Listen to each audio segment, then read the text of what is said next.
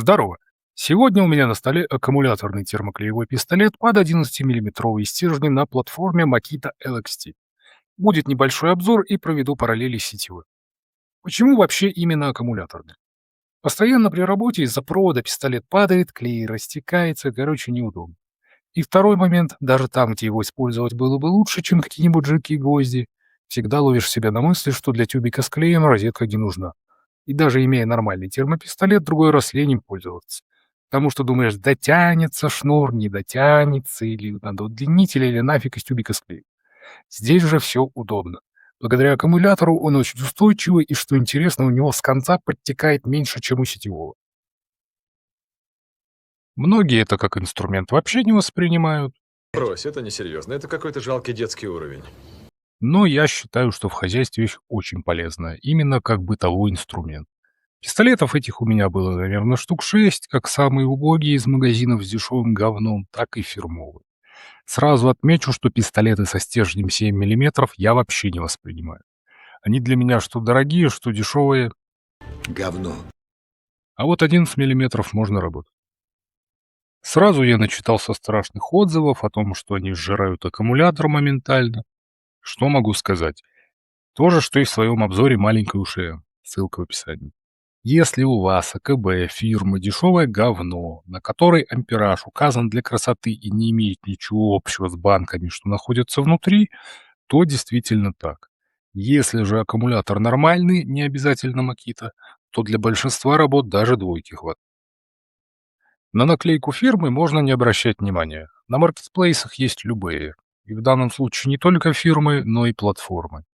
Эти же пистолеты есть под аккумуляторы Milwaukee, DeWalt, Bosch, Ryobi и так далее. У меня наклеена фирма, Woberick. можно купить вообще без наклейки. Сам инструмент достаточно большой, под самую здоровую клешню. Размерами он примерно 20 на 20 сантиметров. Весит 366 грамм, с АКБ-двушкой, соответственно, 750. На сопло надета резинка. Она снимается.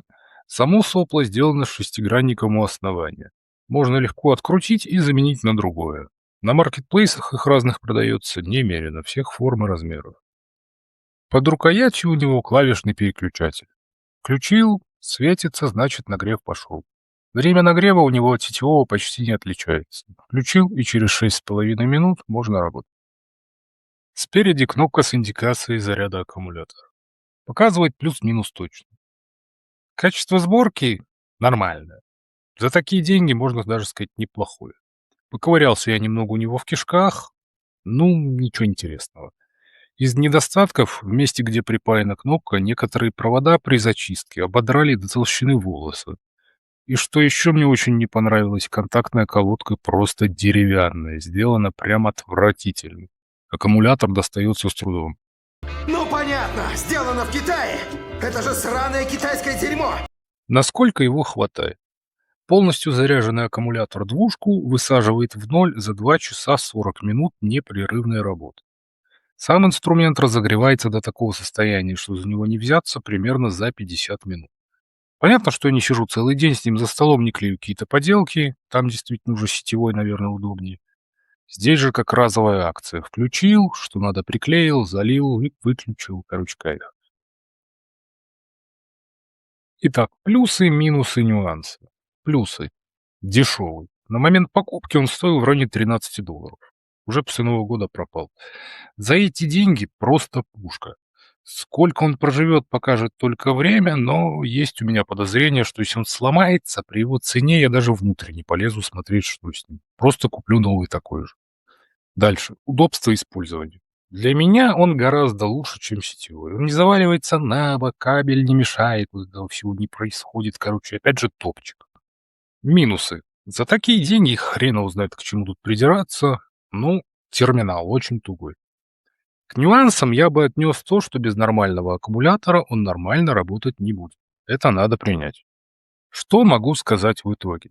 Замечательнейший бытовой инструмент для склейки каких-то неответственных деталей, собирания разных поделок, или если надо куда-нибудь залить внутрь чего-нибудь, сделать нескользящую соплю. Вариант замечательный, особенно если у вас уже и так есть аккумулятор и зарядник. Да, он там не для работы по 8 часов в день что-то сидеть и клеить без остановки, а для каких-то ситуационных работ однозначно рекомендую. На этом, собственно, и все. Лайк, подписка. Всем удачи.